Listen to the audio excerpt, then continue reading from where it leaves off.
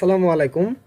আজকের ক্লাসে আমরা দেখব কিভাবে আমরা একটা পিলার থেকে আরেকটা পিলারের যে দূরত্ব আমরা মাপতে পারি, বা একটা অবজেক্ট থেকে আরেকটা অবজেক্টের দূরত্ব কতটুকু আমরা এটা কিভাবে মাপবো। ওকে, তো এখন আমরা প্রথমে যেটা দেখবো সেটা আমরা এখান থেকে একটা বক্স নেই। ওকে, যে কোনো মাপের আমি এখান থেকে দুইটা বক্স নিলাম।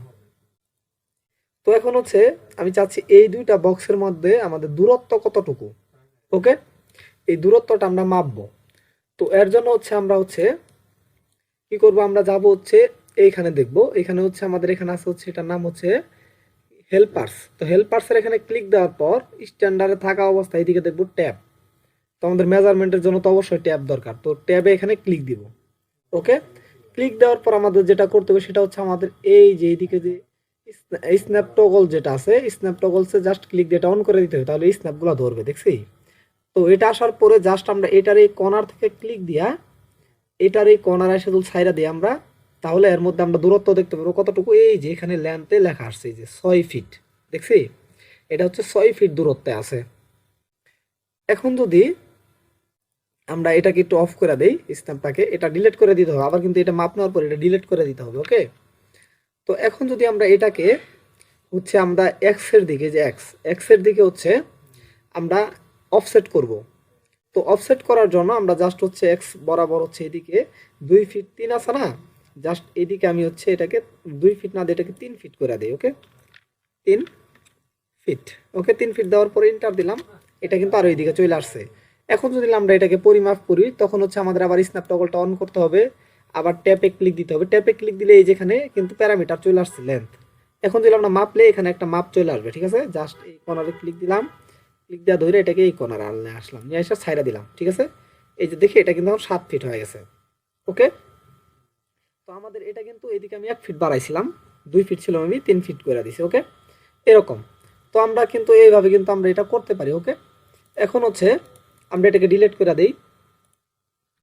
তো এখন আমরা কিন্তু কি করতে পারি, যে কোনো কিছু দূরত্বটা কিন্তু মাপতে পারি ইচ্ছা করলে। ওকে, এখন আমরা আরেকটা বিষয় দেখবো, সেটা এটাকে আমরা অফসেট, আরেকটা ইয়ের মাধ্যমে কিন্তু আমরা এটা অফসেট করতে পারি।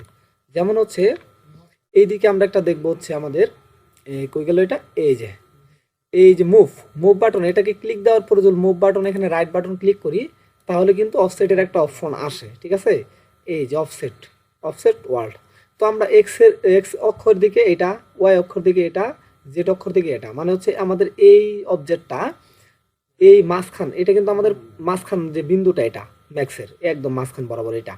তো এই অক্ষ থেকে এই দিকে এক্স এর দিকে আছে 3 ফিট 3 ইঞ্চি দূরে। আবার ওয়াই মানে এটা এই দিকে আছে মাইনাস 1 ফিট 1 ইঞ্চি দূরে। তো সেই ক্ষেত্রে আমি ধরলাম যে আমি এক্স এর দিকে নিয়ে গেলাম। ওকে, এক্স এর দিকে আমি আবার বাড়াবো কত, 5 ফিট। 5 ফিট আমি অফসেট দিব। তো আমি এখানে যদি 5 ফিট দেই, ফিটের চিহ্ন দেওয়ার পরে যদি ইন্টার দেই, এটা কিন্তু এইদিকে 5 ফিট সরে গেছে। ঠিক আছে, এখন যদি আমরা একে ট্যাপ করি, পরিমাপ করি, তাহলে এখানে ক্লিক দিয়ে জাস্ট এই কর্নারে এসে ছাইড়া দেব। ওকে, এই যে দেখি 12 ফিট হয়ে গেছে।